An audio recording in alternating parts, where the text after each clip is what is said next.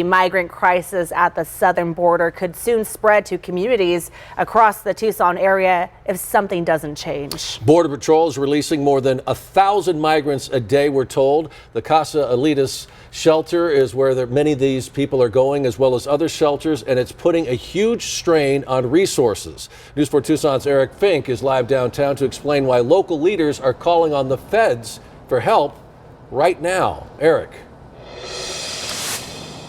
Well, Sean, more than 4 years ago, the city of Tucson, Pima County, and Catholic Community Services all teamed up to temporarily shelter migrants. And in those 4 years, Pima County and the city of Tucson, they have not seen one street release. But that could soon change. And one member of a humanitarian group on the front line says she wants to see religious institutions step up and be a sanctuary.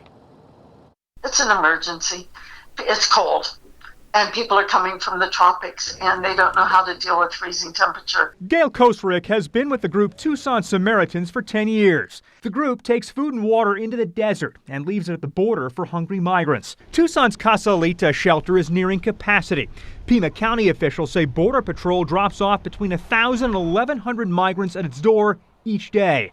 And the federal money that's used to shelter these individuals is running out. We would expect to run out of that federal funding by February. The fear is that street releases could soon happen in the city of Tucson. We could see hundreds of people a day being released onto the streets with very few services and resources. And that creates a humanitarian crisis that we have been able to avoid since the beginning, since we got started in this 4 years ago. It's really fundamentally a congressional action, comprehensive immigration reform, along with funding. We need enough funding to address this situation that we have. Kosrick worries about possible street releases and thinks religious leaders could be a saving grace. Why not the synagogues, the churches, the mosques open their door and let people stay in their halls?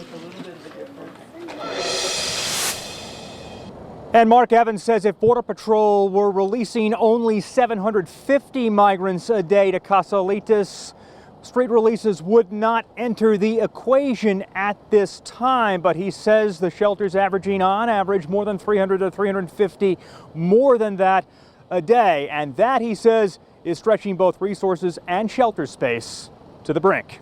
Live downtown tonight, I'm Eric Fink, News 4 Tucson. Thank you, Eric.